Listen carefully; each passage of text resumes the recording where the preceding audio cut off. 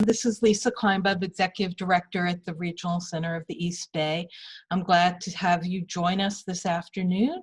And today, along with giving you a brief update on COVID, we're going to look at our new website that's been updated, and I hope it is easier for you to navigate than what we had before. So we're going to start sharing a screen after a few comments I'm going to make. I wanted to let you know that we are all seeing in our communities a rise in COVID cases. The numbers that are increasing among people with developmental disabilities that we serve do not seem as dramatic as what we're seeing in the general population. So that may mean that we are not hearing about those cases, but I also will attribute to that to the fact that people are really being careful, wearing masks, washing their hands, and doing what they can do to prevent the spread of COVID, especially when people are much more vulnerable to the disease because of other conditions. We were hoping that both day services and schools would be able to reopen by this point. Unfortunately, due to the surge that we're seeing at this point in time, it seems like that has all been put on pause. Today at noon, the governor said that counties that were on the state watch list for COVID cases, which right now includes Alameda and Contra Costa County, would not be able to reopen schools. And they would not be able to reopen schools until they were off that watch list for 14 days. So I think we are looking for another extended period of having schools and other large congregate settings closed for the foreseeable future. And that is hard for a lot of people, and I understand the frustration that everyone has with that. And I think the best things we can do is really continue to do what we've been doing to protect ourselves and to really work to make sure that we can keep everyone safe until the time when people can go back into doing the activities that they really look forward to doing. So today I'm going to be sharing my screen, so you won't see my picture for a while, but I'm going to show you and introduce you to our new website, and it's at www.rcb.org, and let me start to share that now. I hope everyone can see this right now. We've updated our website and made some changes to make it a little easier to access and a little more friendly for people to look at. The first thing I want to point to is our Translate feature. If you click on Translate and you look at the languages mentioned down below, it will change the language on the website to the language that has been chosen. We have Tagalog, French, Hmong, Italian, Chinese. We have, I believe this is Russian, and Vietnamese and Spanish.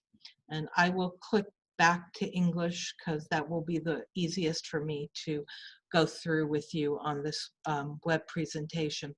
But that will translate everything that is on the website into the language you've chosen. The next thing I want to mention is this little blue button here, which is the full menu. And the full menu, when I click on it, shows you what is under each heading at the top here. And it lays out what is under for providers, what is under our resources, what is under for consumers. And if you click there, you will get a lot of information. On our main front here, the big, large picture here, we're always going to have our most important information highlighted there.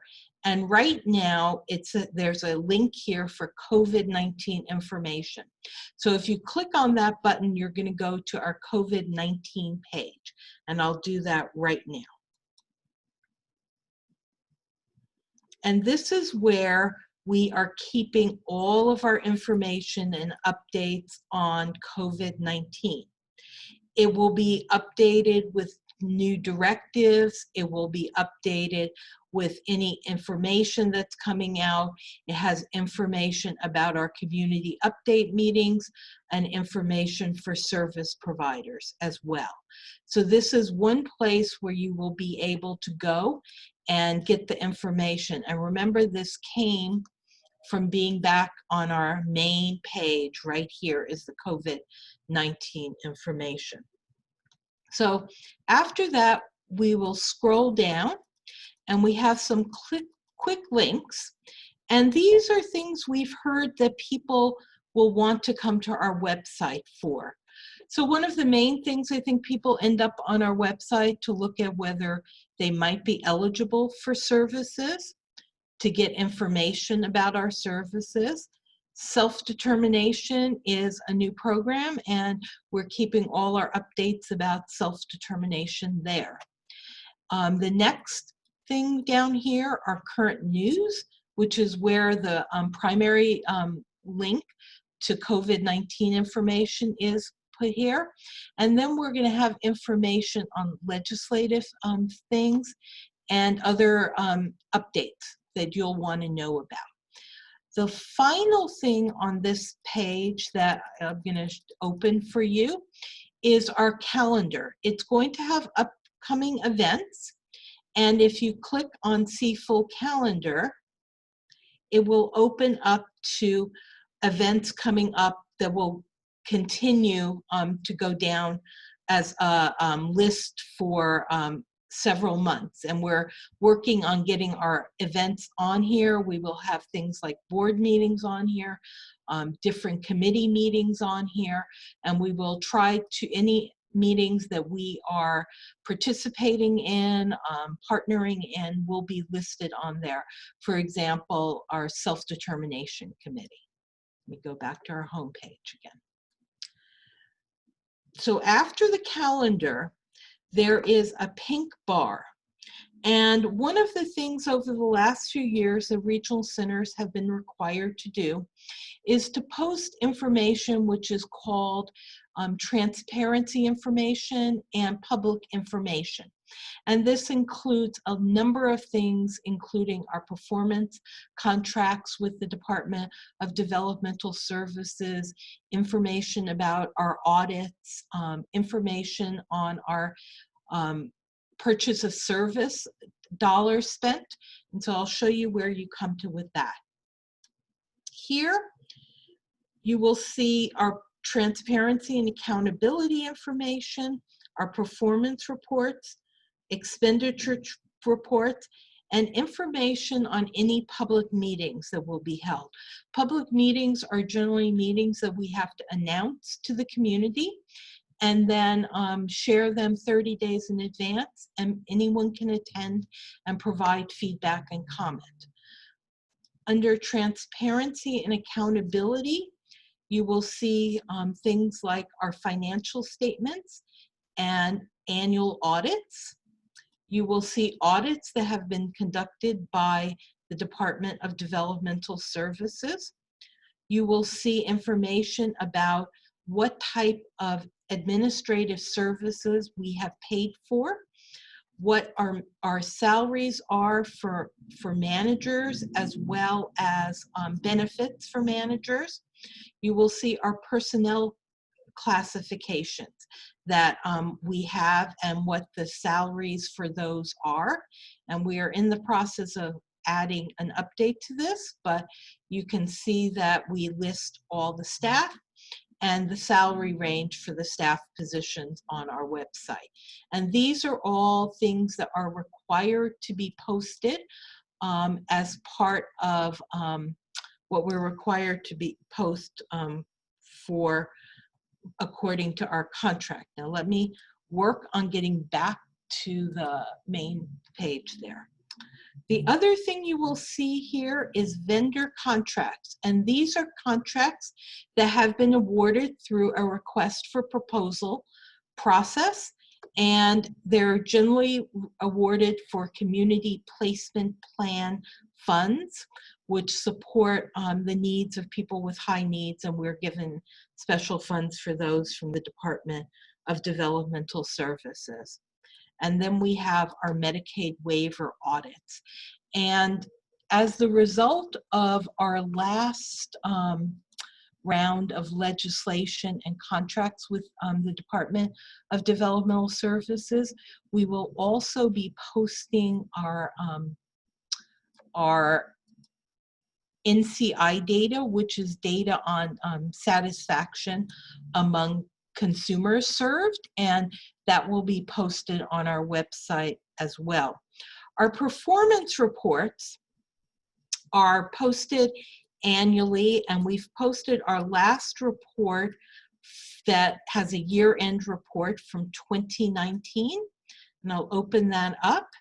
And this report, you can find information about who RCB consumers are, how we compare to other regional centers in terms of how many people live in developmental centers, how many people live in large facilities, and a number of other goals. And you can just peruse this report and find out additional information. This is a standard report, and most of the things we're reporting on are also reported by other regional centers.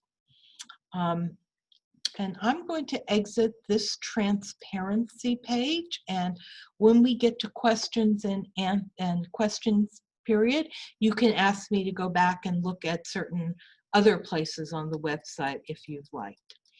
I've talked about on our other website that we had a place for people to get updates, and we have a similar place on this website. You put your name and your email and submit it, and we will keep you on our mailing list for updates and news. We'll try not to update you constantly. Every couple of weeks will probably be as frequently as you'll get updated, but it is a way that we can keep you updated and you can stay current on things that are going on. This is where, when we were distributing personal protective equipment in the last few weeks, we have used the names from here to send specialized alerts to people so they can know that. Send email is another feature. This will send an email to our general email box, and we follow up on those. They come directly to my office, and staff will follow up on concerns that people share with that send email box. We also are going to really go live on Facebook and Instagram pages. They are up and available, but we are just about to start really keeping them updated, so you can get information when you go to your own personal Facebook page if you friend or follow us in those ways. I'm going to go to this bar up top here, the home page, and the next place here is for clients of the Regional Center. And I'll show you what you can find here.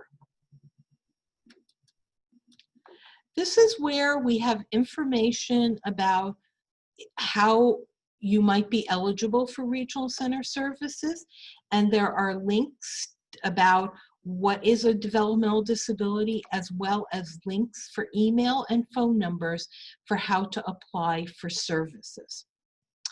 The next thing is we have information about appeals processes, and that will most of that links you to the Department of Developmental Services website, where it has the forms if you want to make a complaint, if you want to file an appeal because a service has been denied to you, that will link you to those processes. We have information about the Family Cost Participation Program. our client trust services,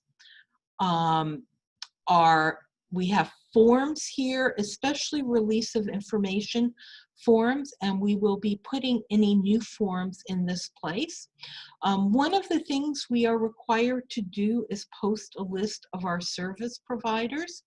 And right now, and we've had this for about 6 or 7 years now, we have a listing of all of our service providers.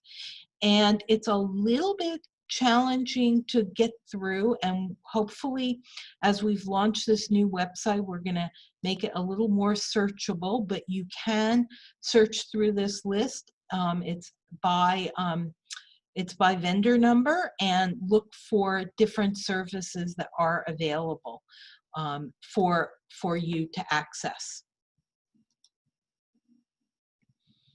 And then we have our services here, links to a list of services that are available to you, and it lists through things like early intervention, nursing services, mobility training, and we are also going to add a link here, it hasn't been added yet, to DDS's website that also has a nice list of services there. What is purchase of service? This has our purchase of service guidelines listed here. And that is the principles. And then here are the policies.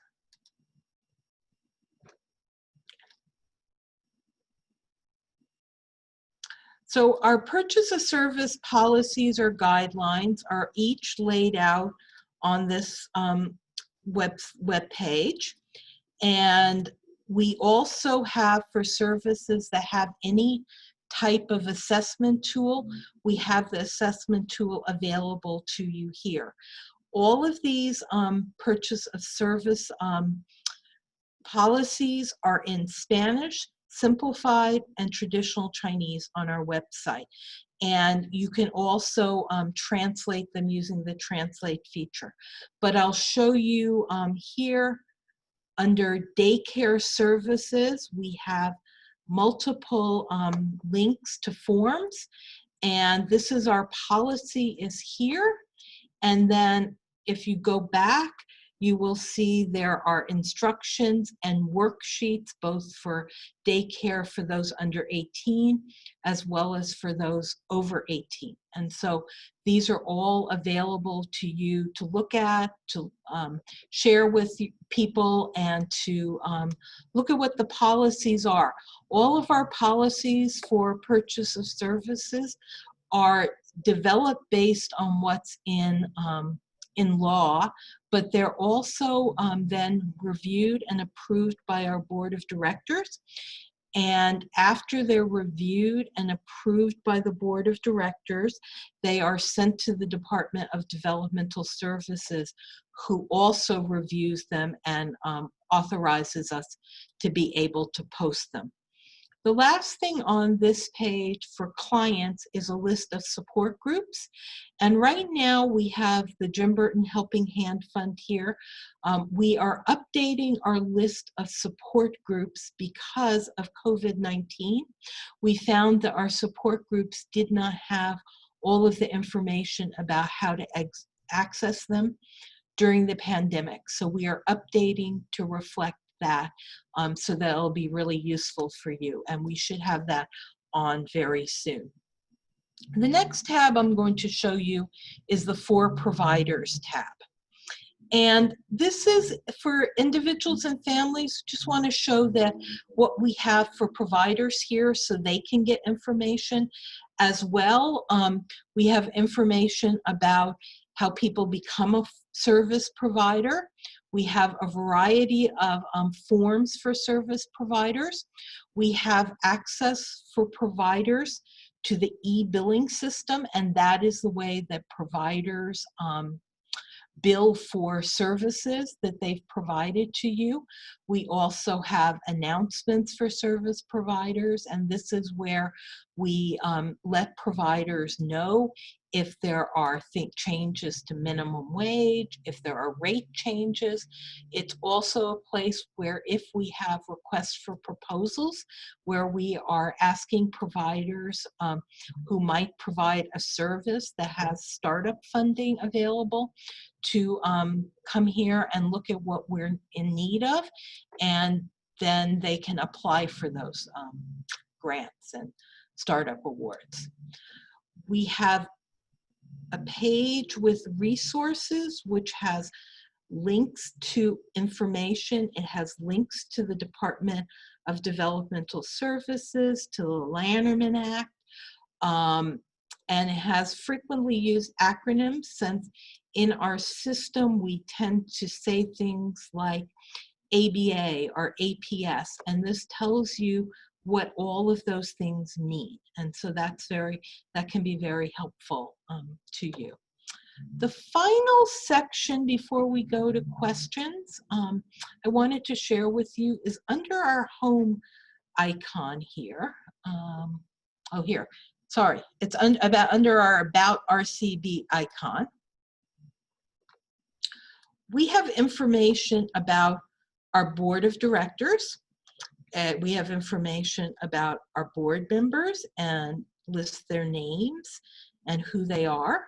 Our board is comprised of primarily people served by the Regional Center, family members of people served by the Regional Center, and other people with experience with developmental disabilities.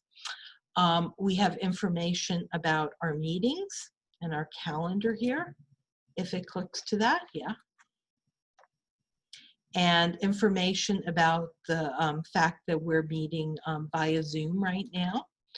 We have our board agendas posted here, as well as the minutes from past board meetings. And those go on, and we have the last 2 years posted here. If you want access to anything before that, please email our email link there, and you can get that. And here are the board agendas. We have board governance policies, which include a number of things.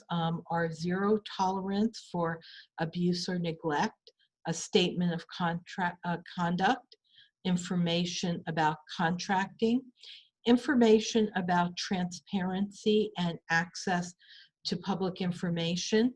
We also have our conflict of interest policies here, and what people are required to reveal. If you're a board member or a staff of a regional center, you cannot have a financial interest in anyone who is a vendor of the regional center, and we have a whistleblower policy posted here. You can also get information about our management team here, and we have a staff directory. And the staff directory lists the people who are staff. You can actually put a name in there. We'll put my name in there and see what comes up.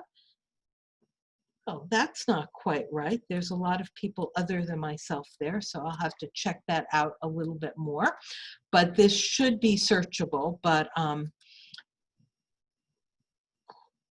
we'll work on that as well. So, okay, I'm not that happy with that at this moment, but we'll work on that to get that working better. But we also have here, so you can find the names of staff, is a PDF form of our staff directory that's by first name.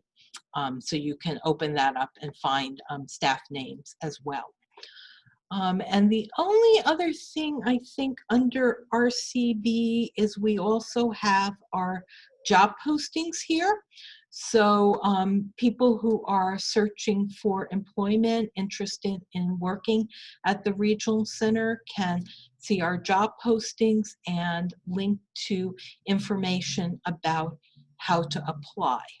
So with that, I'm going to stop sharing and come back here and then tell you a little bit more. We right now, let me see.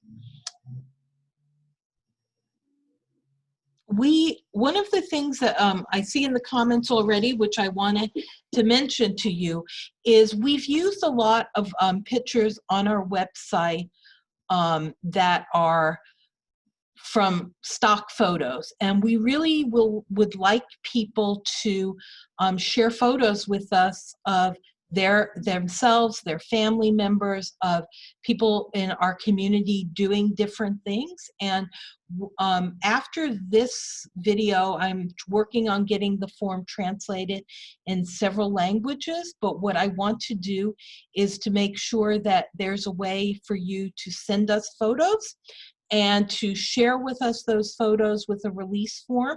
And we want to include those on our website and substitute the photos that are not quite representative of our community with photos that you have shared with us. And we're working on adding photos that really do reflect our community. So we'd like to have that. Let me start by going through some of the questions. I'll start at 104 when we started. Will the documents posted on the website be translated to, or just the website?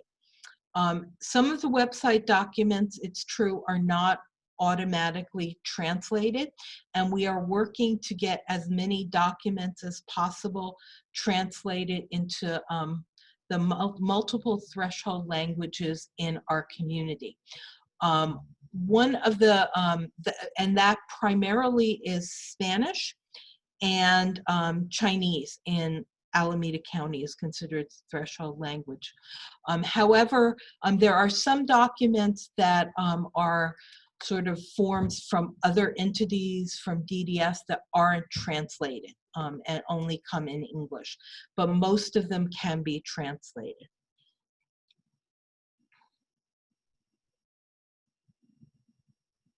So there's a question about financing an AAC device, and we actually, AAC is augmentative communication, and we do fund augmentative communication devices when there is no other funding source.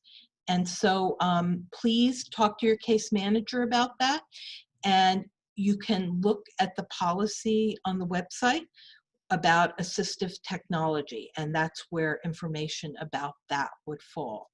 The website is live right now, although, as I pointed out, we are still working on a few updates and glitches. That's a good thing that we want to do. And Diane, thanks for the information about adding inclusive pictures to the website. We will be working on that and doing that. So another question is RCB assisting group homes with Wi-Fi so clients can access community programs during lockdown? Also, not all clients have a device to access online activities. One of the things that, since this time without having day services and other outside activities is going on much longer than we thought, we are planning in the next month or two to be working on some ways that additional equipment can be provided to consumers to access different web-based applications when possible.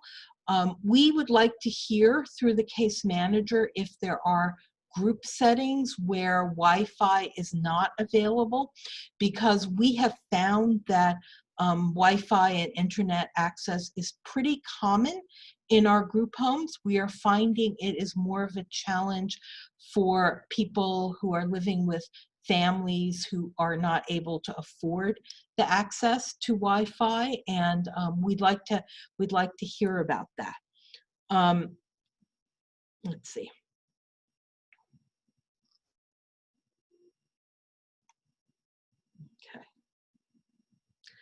Esther Chow, thank you for the question. Where can we find the name and contact information of the case manager supervisor on the website?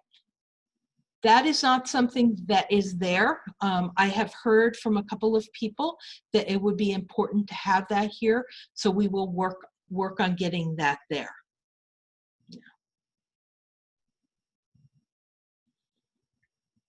So there's a question here about timelines delayed related to COVID-19. My daughter is waiting to hear if she's eligible. What time can we expect in excess of the 120 days? Please send an email to that RCB email with the specifics of your case. There are a number of ways that we are completing eligibility that are different, and we may be working on finalizing that. We've also considered something called presumptive eligibility, where it's sort of a temporary eligibility for services. So if you email us, we can do a little follow-up for you on that issue. A notice from DDS that programs can take place by phone, video, or in your home if you want. During the pandemic, our service providers, up until this point, is something that they have been being paid for absences when they're unable to have people attend their program at this point. However, they also are expected as much as possible to outreach to people and provide services in other modalities. People can provide services, if it works, by phone, if call-in and check-ins frequently is a way that services can be provided, by video. And in some cases, depending on the need, people are getting services in their home. Those are primarily more personal attendance services, respite services, those kind of services that people want to have in their home. And some of those are really individual program plan decisions, but we are seeing a lot of innovation with different Zoom classes and things like that. Due to surge, our placements in level 2 or 3's homes are being allowed, are only in emergencies. Early on during the pandemic, there were some requirements that regional centers consult with the Department of Developmental Services around new placements. At this point, we do review all new placements, and that's a review that's done by a nurse and a case management associate director, and they develop a plan, a safe plan for people moving from one place to another. Most preferably, that would be someone would also have a COVID test if it was available. But we will work on that, and it does not need my approval to do that. So yes, people can move to different placements. We will send out an email blast to the email notification thing when we are taking photos, and I'm hoping to get that out early next week, so we can do that. There's a question about details on adaptive equipment and supplies. I can see you found that we have policy on dedicated communication devices, and that is where we would consider augmentative communication information.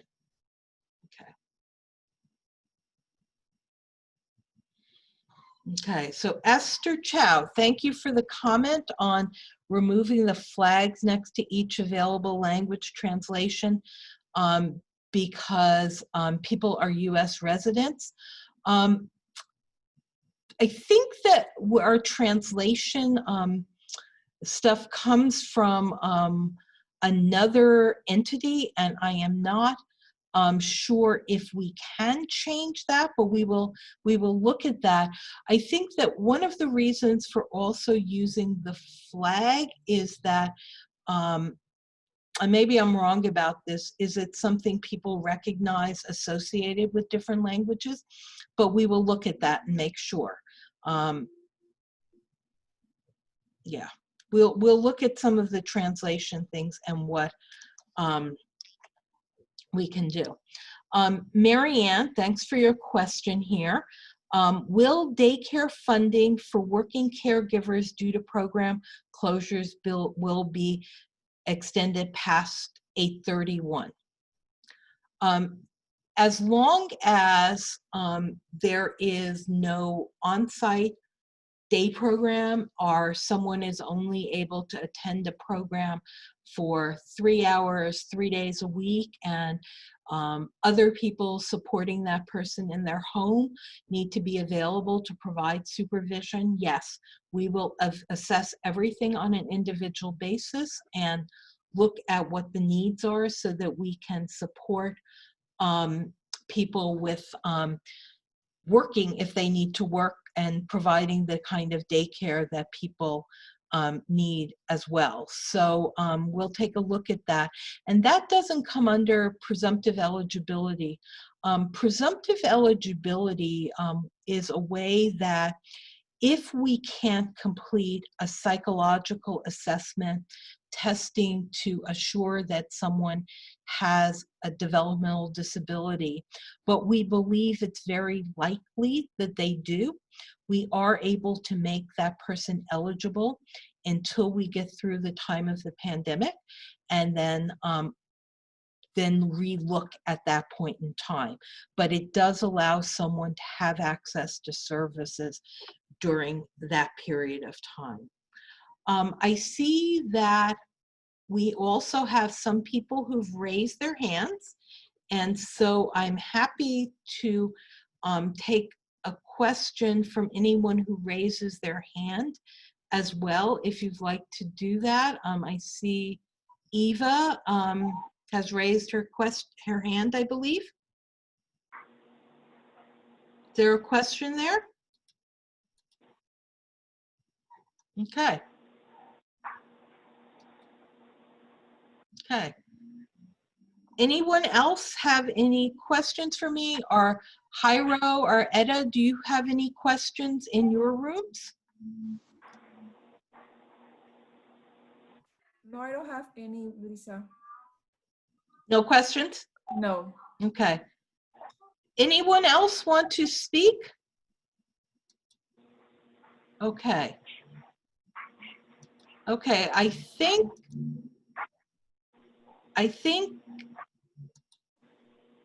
Eva, is that you? Oh, sorry. You see, I made the mistake. Sorry about that. Do you want to speak? No, thank you. Okay. Not at this moment. Thank you. Okay. Okay, I have, I believe it's Chatelle.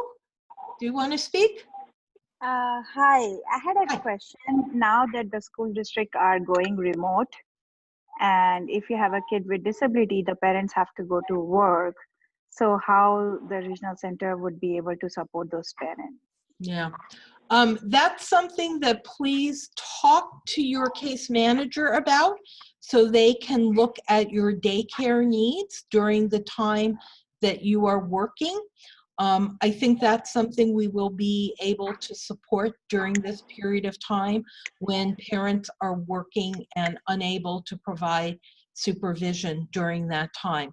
It's complicated because we usually do not provide care during the time children are in school. However, we realize that this is a unique situation, and we will have to work on that individually to make sure people are supported. So thank you. Thank you. Okay, I have, I think I unmuted BM, I believe.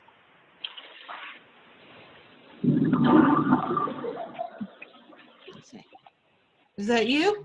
Did I unmute you? Hello, Hi. can you hear me? Hi, I'm so sorry about that. No, that's good. Thanks. Um, I read on the Lanterman Act that it lists that regional is also can fund things like horseback riding, any activities that would help the child stay healthy and active. So I know that regional has funded in the past. I guess like a summer camp or sensory camp. So moving forward, would it, if Kristen, do you I'm want some homeschooling my grit? child, if I'm homeschooling my child and I need to have it in a regular exercise, how can I get, those kind of things approved and funded? So actually, regional centers are prohibited from funding things that are considered to be social recreational. And one of the things, if that were something that was supposed to be provided in terms of adaptive physical education for a child as part of the school plan, we would first ask you to talk to the school about how during this period of time they could support you with that need if that was related to schooling. A lot of the supports that we provide fall under the auspices of out-of-home respite and that sort of thing, where sometimes children will participate in a camping activity, but it's under the policy of out-of-home respite rather than for that therapy. And horseback riding is considered one of those therapies that we do not fund and are not able to. And I can share with you where that is in the Lanterman Act. It's not one of those things that we are funding at this period of time. It's been a number of years since that was a prohibited service. Yeah. But So I'm actually on the consumer's guide for the Lanterman Act, and it says that you have the right to physical exercise and recreation. And it literally lists riding horses, playing music, biking, swimming are examples of recreational activities.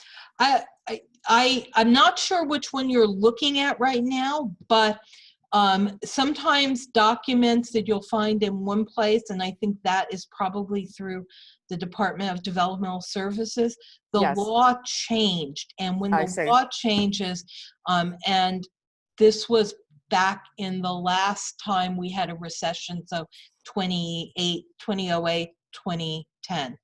But yeah, so that's the difference. So thanks for that question. Yeah. Yeah, this was Yeah. on their own website. So you're saying the information on their own website is Well, let me can you shoot me a link to that in where you found that?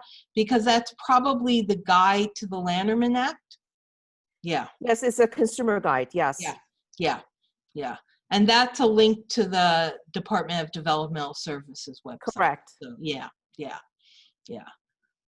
So, okay, let me answer some more questions, but thank you, and I'll get back to you on your question here. I see a question about, given the fact that residential and DSP staff have not been designated essential workers, what priority do they have for testing those in congregate settings? In our licensed residential facilities, we have advocated with the county because they are generally at least 6 beds, maybe 4 to 6 beds, and they have multiple staff coming in and out.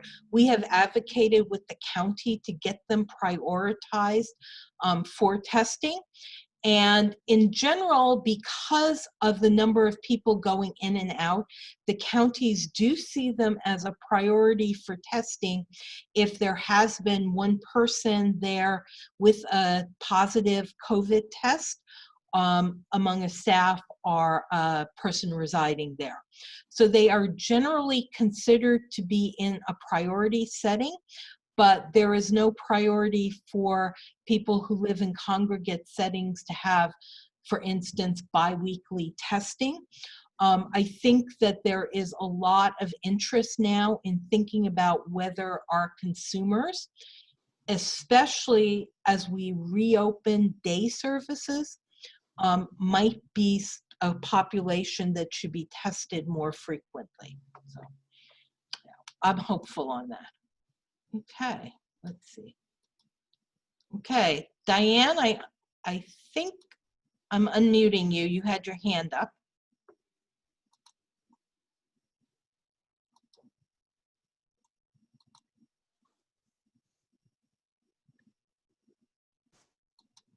Oh, I didn't mean to have. Hi, you didn't mean to put your hand up? That's fine. Thanks. Sorry. Nice to see you. Let's see if I have anyone else. Otherwise, thank you for joining us, and we'll have another one of these in about 2 weeks, and I'm hoping to have more information about what the plans are going to be for moving forward with other day services in the near future. So I see, is Terry have her hand up? Let me see. Sí, Hi. sí, soy yo. Tengo una pregunta. Okay.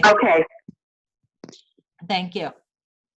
Quisiera saber qué tantas posibilidades hay de que mi niña agarre la terapia de desarrollo en casa, de persona a persona.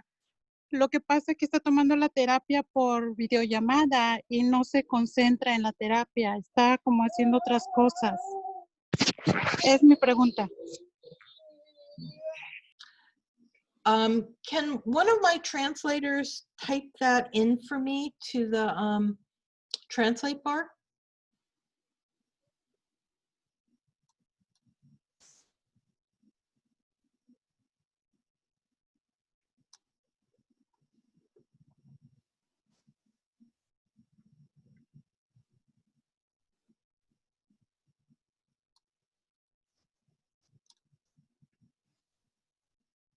Edda or Hyro, were you able to, okay. Okay, the question was about receiving therapy for her daughter at home. It depends on the age of the individual.